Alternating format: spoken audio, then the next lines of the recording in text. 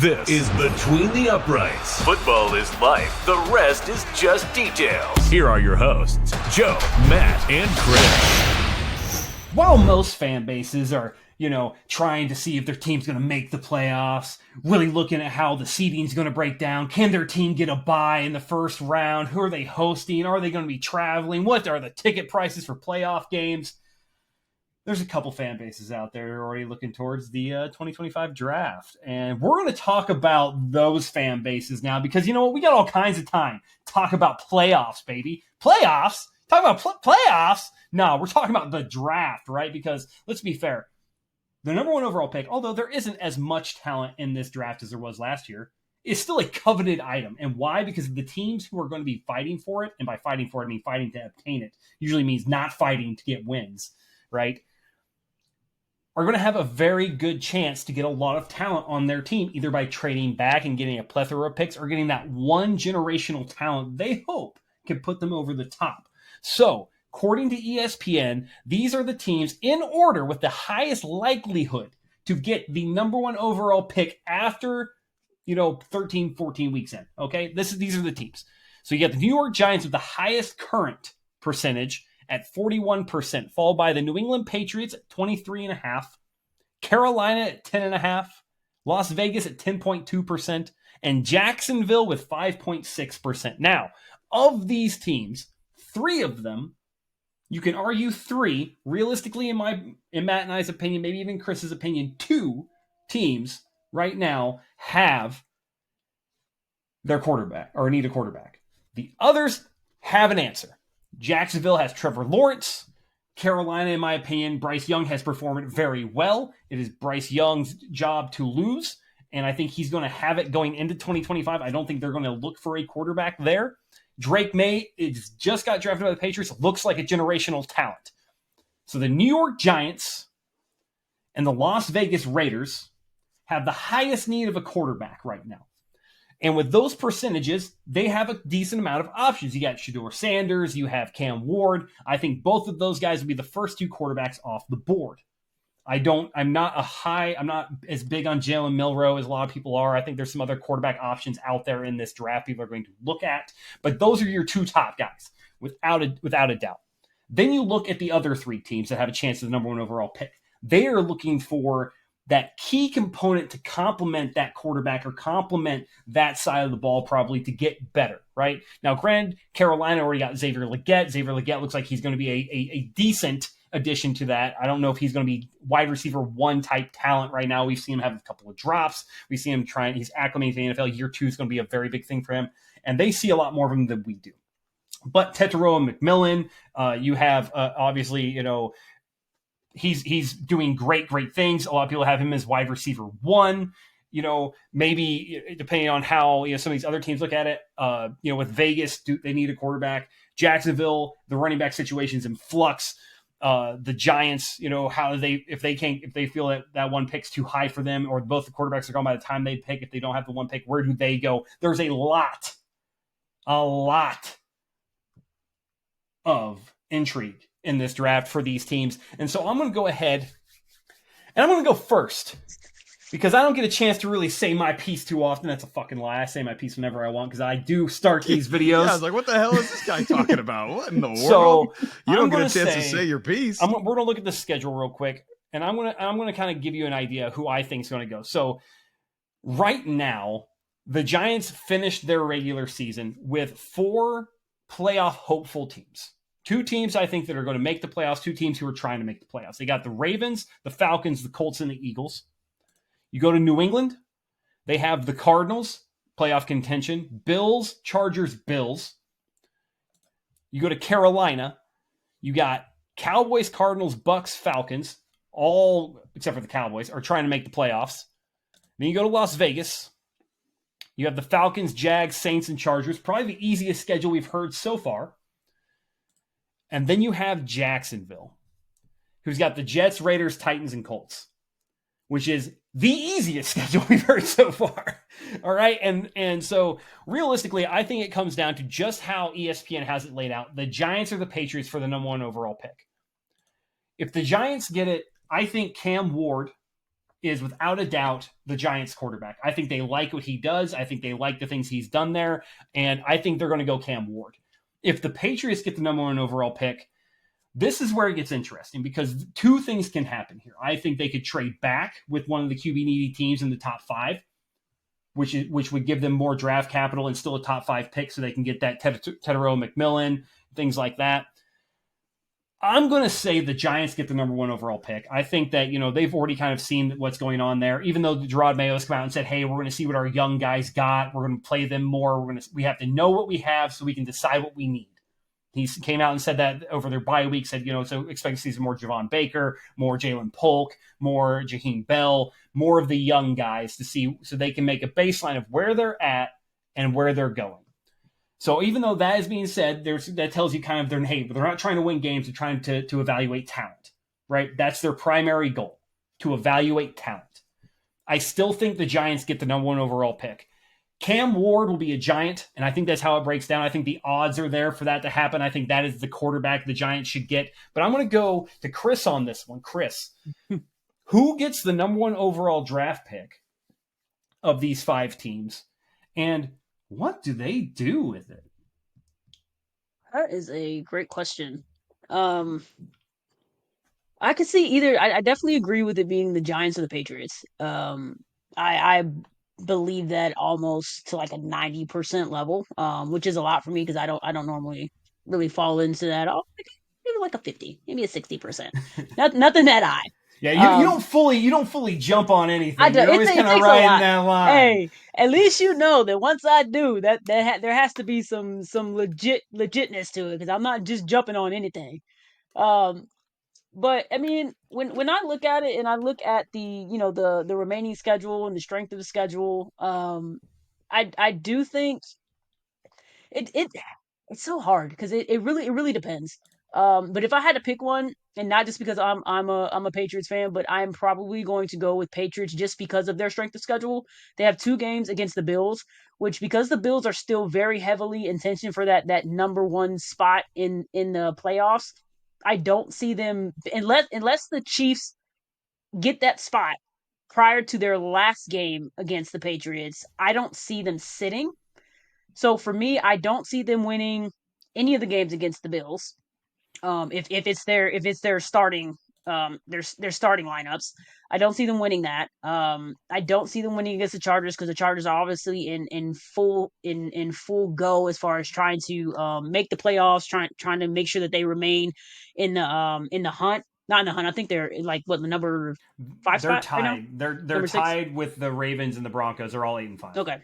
Okay, yeah. So they're definitely still in that realm where they're trying to make the playoffs. So I don't see them giving up anything there. So if anything for them, they're like, hey, this is the perfect setup for us. Gives us a solid win.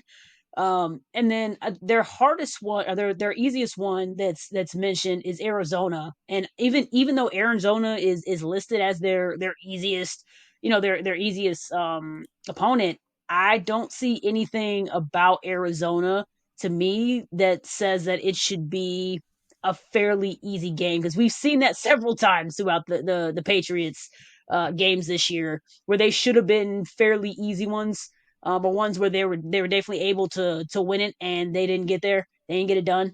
So I don't see them winning any of their last 4 games. So I have them listed as more than likely being in the number 1 spot. So if we're looking at their number 1, if they're doing a number 1 pick, I definitely would agree with you in the fact that they have 2 options. They have 2 really good options. Is either you trade back because we do not need a quarterback. We all know that. We absolutely do not need a quarterback. I've been watching it long enough. I am 100. If you want to say I'm 100% into something, that's what I'm 100% into. I am all for it. I think so far anyway, they have the quarterback spot locked down. Drake is their guy. No holds bar. That's their guy. So that's one big check off the book. So if you're at a number 1 spot, you don't need a quarterback. I think the easiest and smartest thing to do is to move back. But see what you're able to do, because you're still able to get within the 10 range, right? So you still have a top 10 pick, but you're adding on. And there's not a lot of wide receivers and there's not a lot of offensive linemen, coming into this year's draft. I believe that the defense side is pretty heavy. Their kickers are pretty heavy. So when you start getting down maybe in like the 4s or the 5s, you might get some good options there. So if you move back, but you stay within that 10, there's still one individual. If we're going quarterback, even if you go down to 5, right? Maybe you go down to 3, depending on who's there. So if you go down to 3 or 4, or you ended up in the 3, you're still in a really good spot because there's still one particular player who takes 2 things off your board that you don't really need to worry about immediately, being wide receiver and your cornerback, right? And I know y'all probably know who I'm talking about, out of Colorado, right?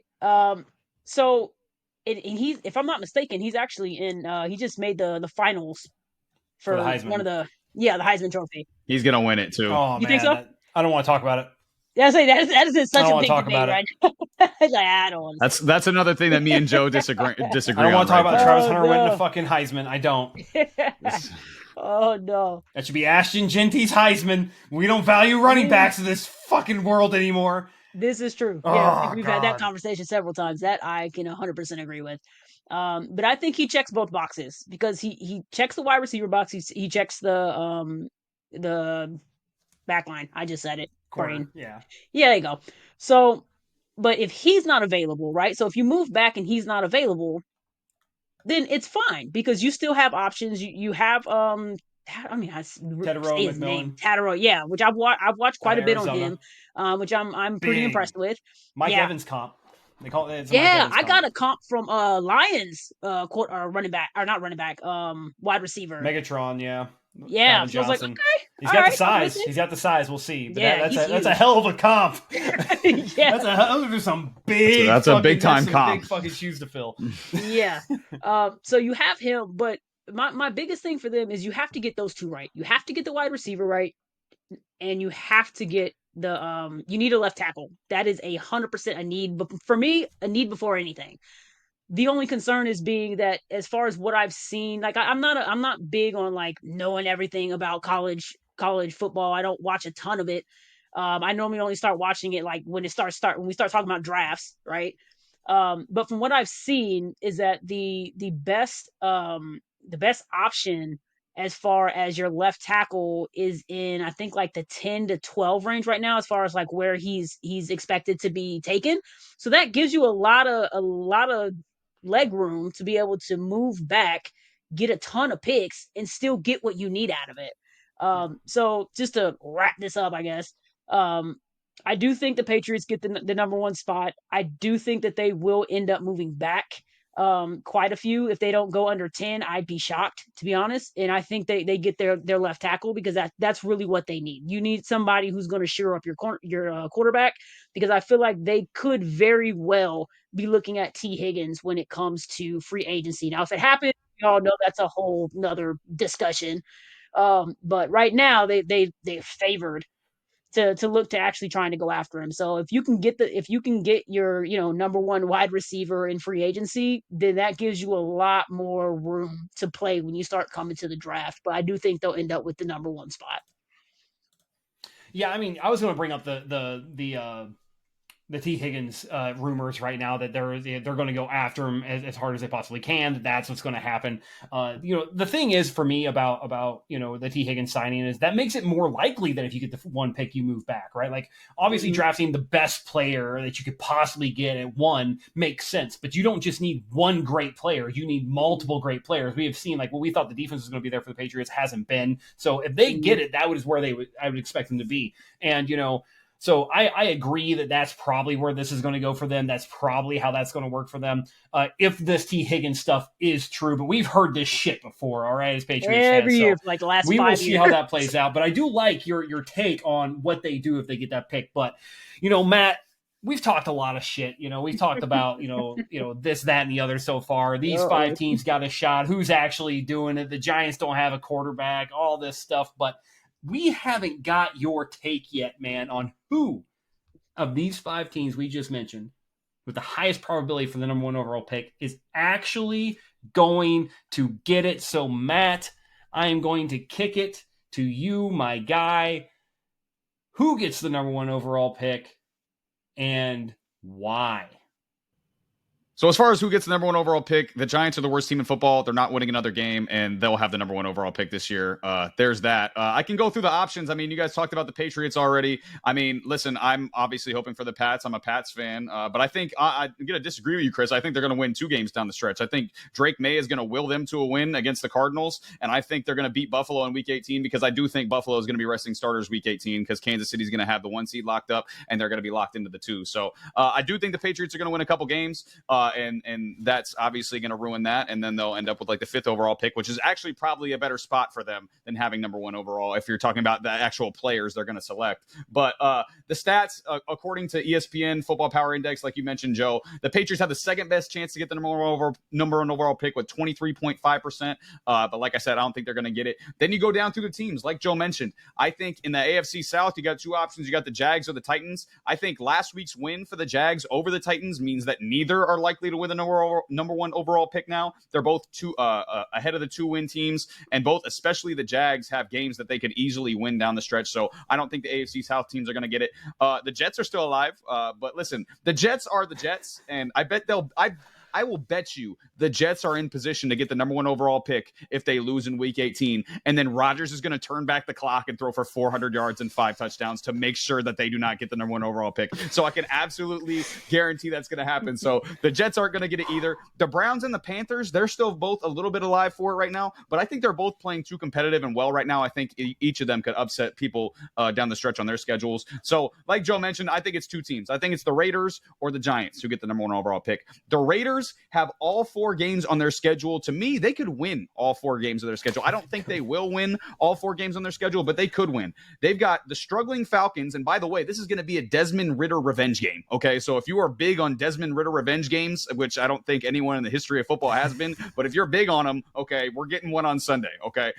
So the Desmond Ridder revenge game, then you got the Jags, the Saints, and then the Chargers, who could also have playoff position wrapped up. They could be locked into the 5, 6, 7 seed at that point, so they could easily sit starters in that game as well. So again, 4 games to me that the Raiders, even with Desmond Ridder, could upset somebody in those games. And the Giants, you have the Ravens, you ain't winning that game. You also have the struggling Falcons, maybe. You have the Colts with Anthony Richardson, and then the Eagles in Week 18, and the Eagles could also be sitting starters in Week 18. And like you mentioned, Joe, currently FPI has the Giants as big favorites to get the number 1 overall pick. Best odds getting number 1 overall at 41%, and the Raiders are 10%. I just think the Giants are horrible, and they're going to get it because they're literally the worst team in football, and they're not going to win another game. If you guys had any of the pain of watching the game on Sunday between the Saints and the Giants, which is probably I watched about a quarter of it. It's one of the worst football games I've ever seen in my entire life. It was one of the worst things I've ever had to see. And the only reason I was watching it is because I'm in the fantasy playoffs and I have Malik Neighbors. So I was hoping for a big Malik Neighbors game. Didn't happen. He was okay, but it was very underwhelming.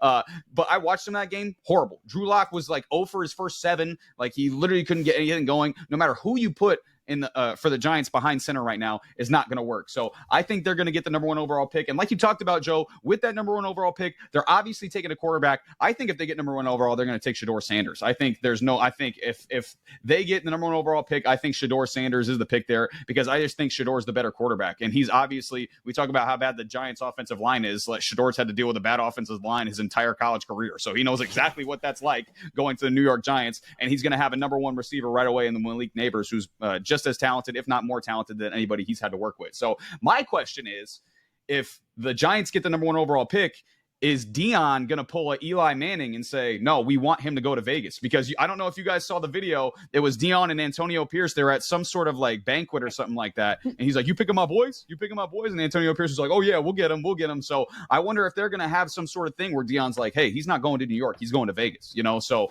and they pull an Eli Manning situation, and eventually Shedeur ends up in Las Vegas. So, but the Giants are getting the number 1 overall pick because the Giants are the worst team in football and they're going to lose out.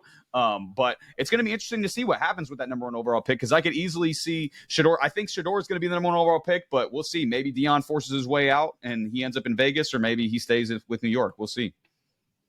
Yeah, and it's crazy too because you think about it, and Shedeur has played behind a bad offensive line. I think he's a little more mobile than Cam Ward is. Cam Ward, if you watch the Miami play, if you watch the U play at all, that man could take a nap behind that offensive line as long as he didn't touch the ground. All right, there is so much time that guy's got. Like he can write an essay, 2,000 word 5-page essay back there before he throws a football. So I do like your take on that. But hey, this is probably one of the more interesting storylines right now because of where these 5 teams are at. You look at Jacksonville, who obviously had been winning the division, has come back down to earth.